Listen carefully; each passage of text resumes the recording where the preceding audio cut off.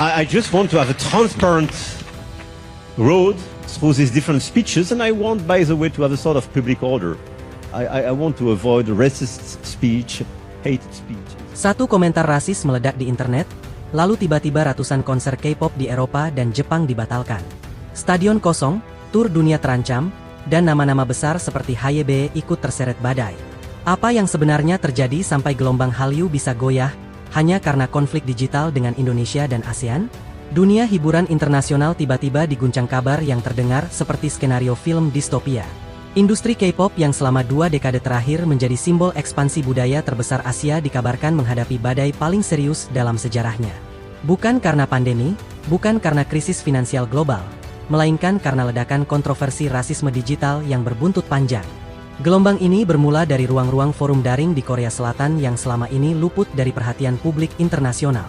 Sejumlah oknum netizen yang dikenal sebagai kanets melontarkan komentar bernada merendahkan terhadap masyarakat Asia Tenggara, khususnya Indonesia. Ucapan itu bukan sekadar sindiran biasa, melainkan penghinaan terbuka terhadap warna kulit, status ekonomi, hingga budaya dan simbol keagamaan. Potongan komentar tersebut dengan cepat menyebar ke berbagai platform media sosial. Dalam hitungan jam, tangkapan layar beredar luas di Indonesia, Malaysia, Filipina, Thailand, dan Vietnam. Reaksi pun meledak. Kemarahan yang semula sporadis berubah menjadi konsolidasi digital lintas negara.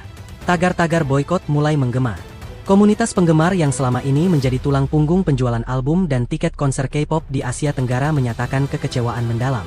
Mereka menuntut permintaan maaf resmi, bukan hanya dari individu, tetapi juga dari agensi dan otoritas yang dianggap membiarkan budaya superioritas itu tumbuh. Situasi memanas ketika sejumlah konser K-pop di Asia Tenggara dibanjiri protes daring. Sponsor mulai berhitung. Beberapa brand global yang selama ini bekerja sama dengan agensi besar seperti HYBE, SM Entertainment, YG Entertainment, dan JYP Entertainment dilaporkan melakukan evaluasi internal terhadap risiko reputasi. Narasi rasisme ini diangkat oleh media internasional dan memicu diskusi lebih luas tentang etika industri hiburan global. Pemerintah-pemerintah Eropa mulai memberikan pernyataan sikap yang mengejutkan banyak pihak. Di Prancis, Presiden Emmanuel Macron menyampaikan bahwa negaranya tidak akan mentoleransi segala bentuk rasisme, baik yang dilakukan secara langsung maupun dibiarkan tumbuh dalam ekosistem industri budaya. Pernyataan itu disusul kabar pembatalan sejumlah izin konser K-pop di stadion besar seperti Stade de France.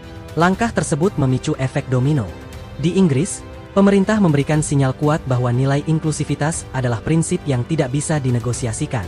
Stadion legendaris Wembley Stadium dikabarkan meninjau ulang jadwal tur artis-artis Korea Selatan. Di Spanyol dan Jerman, otoritas setempat ikut melakukan evaluasi izin acara besar. Madrid dan Berlin yang sebelumnya dijadwalkan menjadi tuan rumah tur musim panas K-pop mendadak diliputi ketidakpastian. Promotor konser menghadapi risiko kerugian besar akibat pembatalan sepihak. Yang paling mengejutkan adalah sikap Jepang. Sebagai salah satu pasar terbesar K-pop di luar Korea Selatan, keputusan Tokyo untuk membatasi distribusi konten hiburan Korea menjadi pukulan telak. Industri yang selama ini sangat bergantung pada pasar Jepang tiba-tiba kehilangan salah satu sumber pendapatan utamanya. Bursa saham di Seoul pun bereaksi keras. Saham-saham perusahaan hiburan mengalami penurunan tajam. Analis pasar menyebut situasi ini sebagai krisis reputasi terburuk sejak gelombang Hallyu dimulai pada awal 2000-an. Para artis yang tidak terlibat langsung dalam kontroversi ikut merasakan dampaknya. Tur dibatalkan, jadwal promosi ditunda, dan kontrak iklan ditinjau ulang. Banyak idola yang sebelumnya menjadi wajah global kini terjebak dalam badai opini publik. Pemerintah Korea Selatan dilaporkan melakukan komunikasi diplomatik dengan sejumlah negara Asia Tenggara. Jakarta dan Bangkok disebut menjadi fokus utama pendekatan tersebut, mengingat besarnya pasar dan kuatnya sentimen publik di kawasan itu. Di Indonesia, diskusi meluas bukan hanya soal hiburan, tetapi juga harga diri bangsa. Banyak tokoh publik menyerukan pentingnya kesetaraan dalam relasi budaya global. Konsumen Asia Tenggara dinilai selama ini berkontribusi besar terhadap kesuksesan ekspor budaya Korea. Media internasional seperti CNN dan BBC menurunkan laporan khusus tentang dampak rasisme digital terhadap industri hiburan. Isu ini berubah dari sekadar konflik warganet menjadi perdebatan global tentang tanggung jawab kolektif.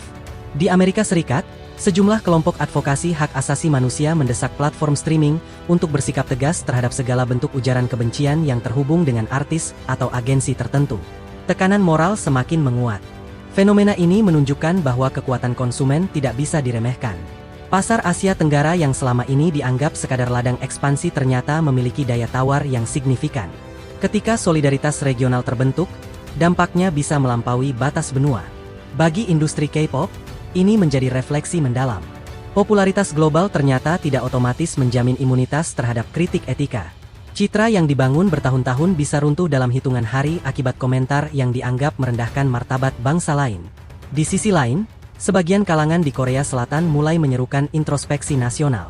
Diskusi tentang literasi digital, etika bermedia sosial, dan pendidikan multikultural kembali mencuat di ruang publik. Para analis ekonomi memperkirakan pemulihan tidak akan mudah. Kepercayaan adalah aset tak berwujud yang sulit dibangun kembali.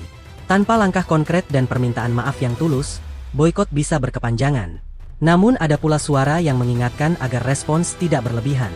Mereka menekankan bahwa tindakan oknum tidak selalu merepresentasikan seluruh bangsa atau industri.